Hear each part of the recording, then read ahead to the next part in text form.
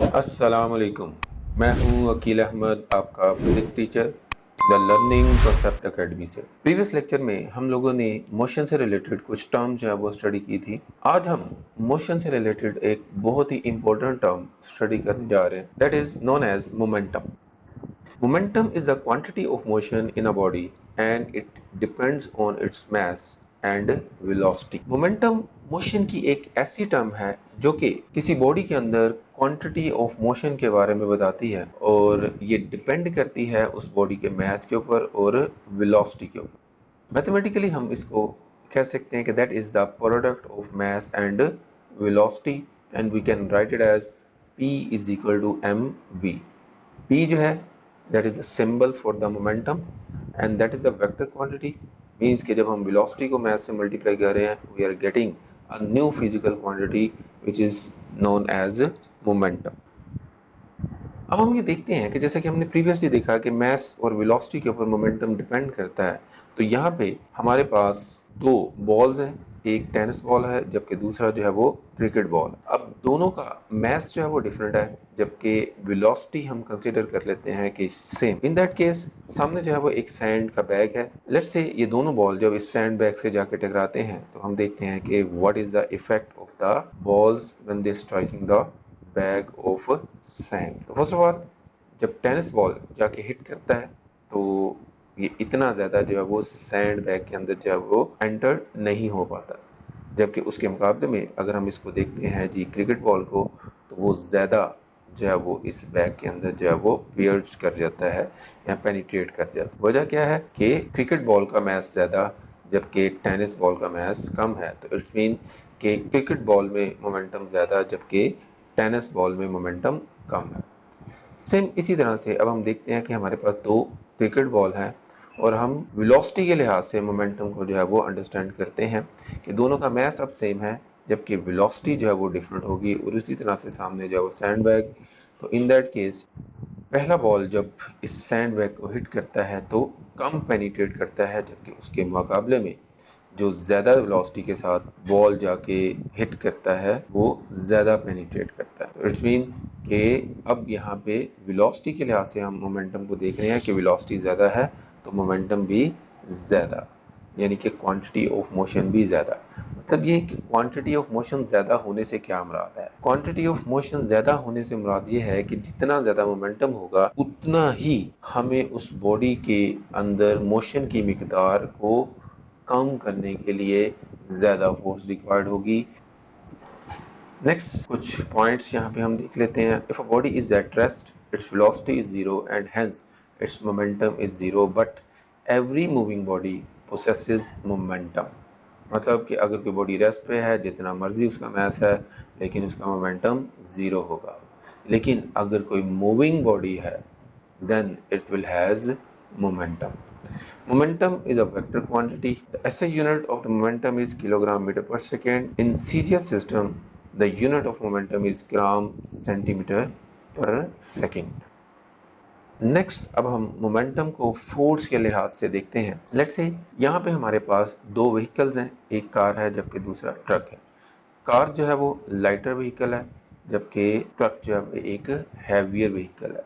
दूसरे अल्फाज में ट्रक का मास ज़्यादा है जबकि कार का मास कम है। अब अगर ये दोनों कार और ट्रक जो हैं वो एक पार्किंग एरिया में जो है वो खड़े हैं, अब हम इन दोनों को एक ही स्पीड के साथ जब वो मूव करवाना चाहते हैं तो आप ऑब्जर्व करेंगे कि ट्रक जो है उसको उस पर्टिकुलर स्पीड के साथ मूव करवाने के लिए ज़्यादा फोर्स रिक्वायर्ड होगी as compare to the car. Similarly अगर दोनों जो है वो सेम स्पीड के साथ मूव कर रहे हैं, उन दोनों को हम रोकना चाह रहे हैं, तो इन दैट केस आप देखेंगे कि ट्रक को जो है वो रोकने के लिए ज़्यादा फोर्स रिक्वायर्ड होगी as compare to the car.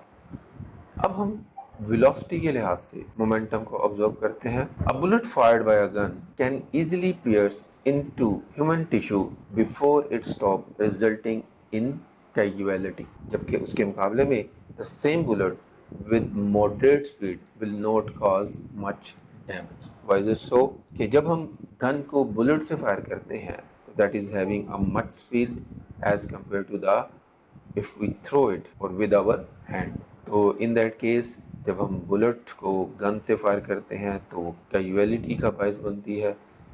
वजह क्या है कि ज़्यादा स्पीड होने की वजह से ज़्यादा मोमेंटम, और जब ज़्यादा मोमेंटम है तो उसको रोकने के लिए भी ज़्यादा फोर्स जो है वो रिक्वायर्ड होगी, जिसकी वजह से क्या है कि वो ज़्यादा दूर तक जो है वो पेनिट्रेट कर जाती है, जबकि मॉडरेट स्पीड में जो बुलेट है वो पेनिट्रेट नहीं कर पाती। सेम इसी तरह से the same force for the same time causes the same change in momentum in different bodies।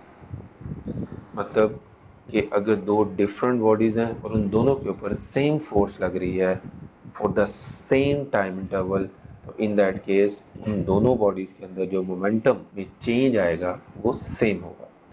इस तरह से force not only depends on the change in momentum but also on how fast the change is brought।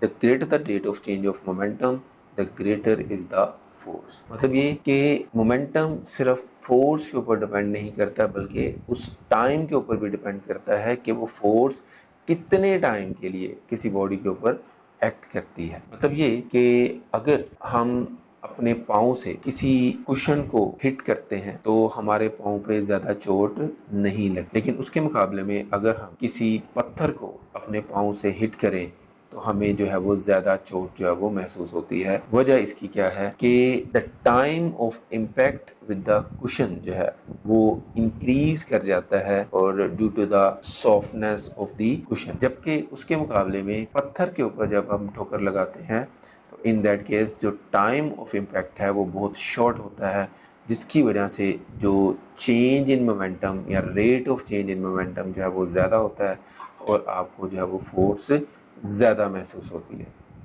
अब momentum जो है वो एक vector quantity है, उसको हम इस एक एग्जांपल से देखते हैं कि जैसा कि ये बॉल जो है वो सर्कल में मूव कर रहा है, तो जब ये बॉल सर्कल में मूव कर रहा है तो इसकी डायरेक्शन जो है वो हर लम्हा तब्दील हो रही है, या दूसरे अल्फाज में हम कह सकते हैं कि इसकी वेलोसिटी जो है वो कंटिन्यूसली जो है वो वेरी कर रही है।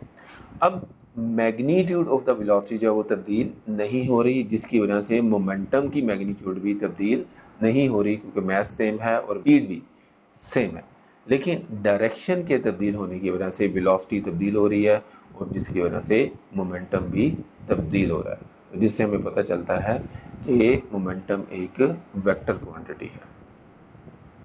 नेक्स्ट है G momentum and Newton second law of motion. मतलब कि अब हम यहाँ पे Newton second law of motion को इन टर्म्स ऑफ मोमेंटम जो है वो एक्सप्रेस करना चाहते हैं, क्योंकि मोमेंटम जो है वो फोर्स के साथ रिलेटेड है और सेकेंड लॉ ऑफ मोशन हमें फोर्स से रिलेटेड जो है वो इंफॉर्मेशन प्रोवाइड करता है।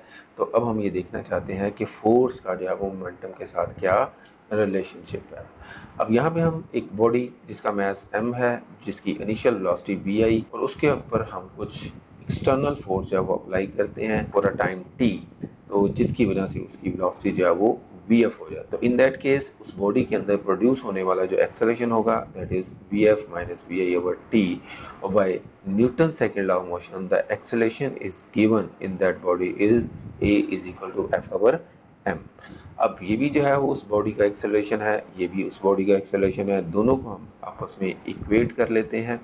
तो इक्वेट करने के बाद हमारे पास रिलेशन बन जाता है f over m is equal to V F minus V I over T, और यहाँ पे मैथ्स को हम क्रॉस मल्टीप्लाई कर लेते हैं।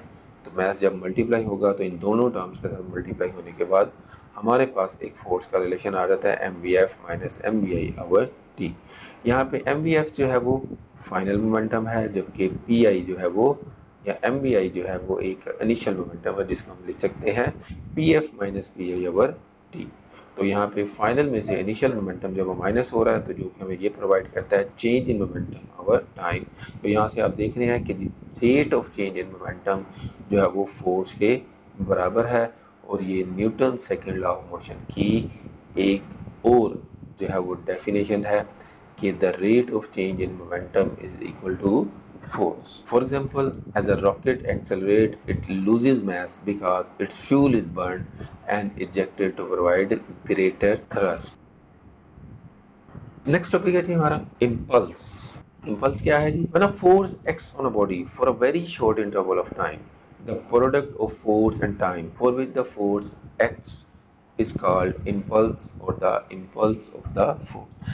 Sometime किसी बॉडी के ऊपर फोर्स लगती है तो during the impact the force is going to be very, तो इन दैट केस हम उस फोर्स की एवरेज वैल्यू ले लेते हैं और वहाँ पे जो टर्म हम यूटिलाइज करते हैं दैट इज द इम्पल्स, जिसमें हम उस फोर्स को उस टाइम से मल्टीप्लाई कर देते हैं या जिस टाइम के अंदर वो फोर्स जो है वो बॉडी के ऊपर अप्लाई हो रही है। इम्पल्स को हम लिखते हैं जी I is equal to F into T. According to Newton's second law of motion, the rate of change of linear momentum is equal to the applied force.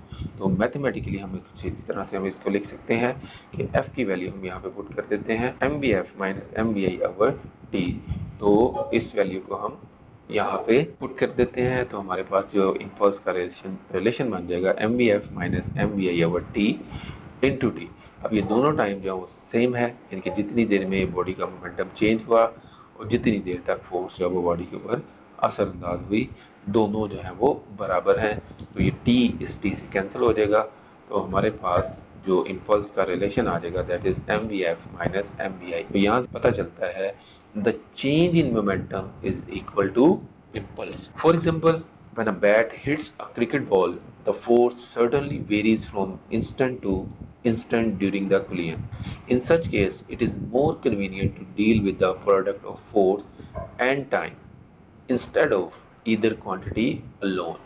The quantity F into T is called the impulse of the force, where F can be regarded as the average force that acts during the time T. Next है G Newton second law of motion. अब हम basically converse जानना चाह रहे हैं कि rate of change in momentum is equal to force के relation से Newton second law of motion को डिड्यूस करवाना चाह रहे हैं। The rate of change in momentum of a body is directly proportional to the applied force and takes place in the direction in which the force acts, that is force is equal to change in momentum over time taken. If force F changes the velocity of a body of mass m from v to v plus delta v, then its initial momentum p is equal to mv will change by delta p is equal to m into delta v. According to second law of motion, F is proportional to delta p over delta t. यहाँ से अगर हम proportionality को खत्म करते हैं तो we will get F is equal to k into delta p over delta t, और k जो है यहाँ पे प्रोपोर्शनलिटी कांस्टेंट है। अब यहाँ पे हम अगर ये कंसीडर करते हैं कि the impact time is very short और the change in momentum that has been occur in a very short interval of time, in that case delta T approaches to zero. तो आपके पास ये रिलेशन जो है वो कुछ इस तरह से बन जाएगा D P over D T. यहाँ से हम p जो है वो उसकी वैल्यू पुट कर देते हैं that is m into V, और इसके बाद k और m जो है वो कांस्टेंट है तो इसको हम d बाई डी टी जो कि एक डेरिवेटिव है उसको हम शुरू में ले आते हैं, तो वेलोसिटी का डेरिवेटिव जो हमारे पास आ जाएगा जो कि एक्सेलरेशन होता है, तो f इक्वल टू के एम है। तो यहाँ पे k जो है वो 1 के बराबर है। अगर हम फोर्स को 1 न्यूटन कंसीडर करें, मास को 1 किलोग्राम और एक्सेलरेशन को जो है वो 1 मीटर पर सेकेंड स्क्वायर लें, तो हमारे पास k की वैल्यू 1 आ जाती है। तो इन दैट केस हमारे पास जो Newton second law of motion आ रहा है, तो ये हमने rate of change in momentum के रिलेशन से जो है वो Newton second law of motion को डिड्यूस कर। ये था जी आज का लेक्चर। उम्मीद है आपको समझ आया होगा। चैनल को सब्सक्राइब कर लीजिए और आइंदा आने वाली हर वीडियो को हासिल करने के लिए बेल आइकन को प्रेस कर दीजिए। इजाज़त दीजिए। अल्लाह हाफिज़।